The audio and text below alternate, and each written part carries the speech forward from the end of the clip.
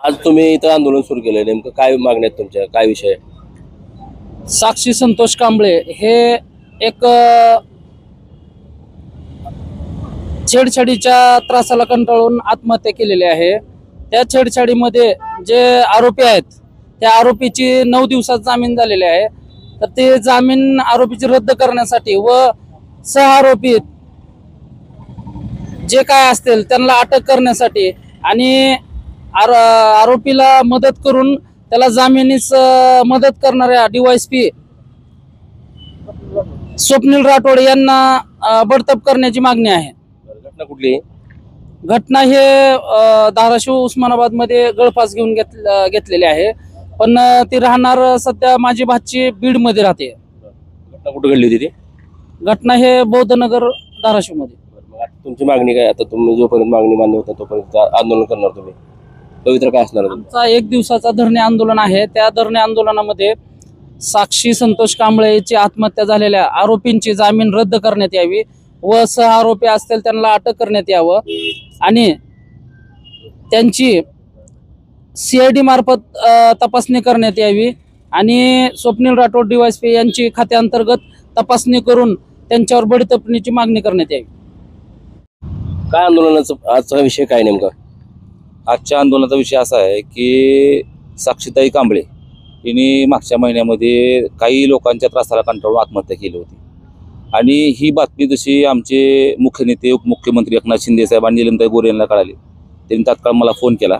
त्या प्रकरणात सगळी माहिती त्यांनी मागवून घेतली। मी माझे सहकारी मेशा जानराव यांना फोन केला आणि घटना जी काय घडली त्याची पूर्ण माहिती त्यांच्याकडून घेऊन मी वरी आमच्या नेत्यांना कळवली आणि ते तात्काळ त्यांची जी मागणी आहे, त्यांची नातेवाईकांची जी मागणी होती की त्रासाला कंटाळून जी आत्महत्या झालेली आहे त्यामध्ये जे आरोपी आहेत त्या आरोपींना फाशी झाली पाहिजे।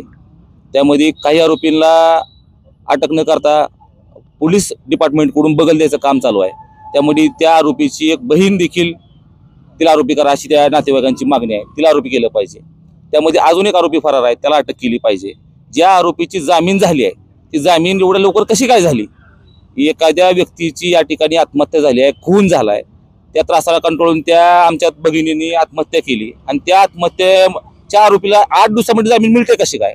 मग हे सगळं संशयास्पद आहे आणि यामुळं त्या सहकार्य करणारे त्यामध्ये जे कोणी पोलीस अधिकारी कर्मचारी असतील त्यांच्यावर देखील निलंबनाची कारवाई झाली पाहिजे, त्यांच्यावर देखील कारवाई झाली पाहिजे अशी एकंदरीत सर्व आमची मागणी आहे। आणि जोपर्यंत साक्षीताई कांबळेला न्याय मिळणार नाही, त्या आरोपीला फाशी होणार नाही, तोपर्यंत हा आमचा लढा थांबणार नाही अशी एकंदरीत आमच्या आंदोलनाची आजची भूमिका आणि पवित्र आहे। सर काय सांगाल? आता इथे आंदोलन सुरू आहे, साक्षी कांबळेच्या मृत्यू प्रकरणी तुमच्यावर आरोप केले जातात, तुमची बदली करा, तुम्ही त्याच्यामध्ये आरोपीला सहकार्य केले असं आंदोलनकर्त्याची मागणी आहे। आणि त्यांनी आता जिल्हाधिकारी कार्यालयासमोर आंदोलन सुरू केले, तुमची बदली करा, तुमच्यावर आरोप केले त्यांनी, नेमकं काय तुमची प्रतिक्रिया? नाही, त्याबाबत माननीय वरिष्ठांकडे सविस्तर अहवाल देण्यात आलेला आहे आणि सद्यस्थितीमध्ये त्या गुन्ह्याचा तपास उपविभागीय पोलीस अधिकारी उपविभाग कळम श्री संजय पवार साहेब हे करत आहेत।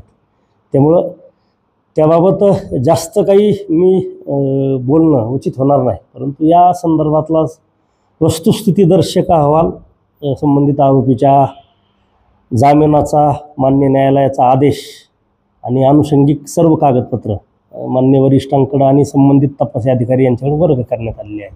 तुमच्यावर आरोप केले त्यांनी, त्याबद्दल काय? नाही, त्यावर मी काही प्रतिक्रिया देणं मला काही संयुक्तिक वाटत नाही। माझ्या वरिष्ठांकडे मी त्याचा योग्य तो खुलासा अहवालाच्या स्वरूपात यापूर्वी सादर केलेला आहे आणि यापुढेही जर विचारणा झाली तर तो पुन्हा सादर केला जाईल।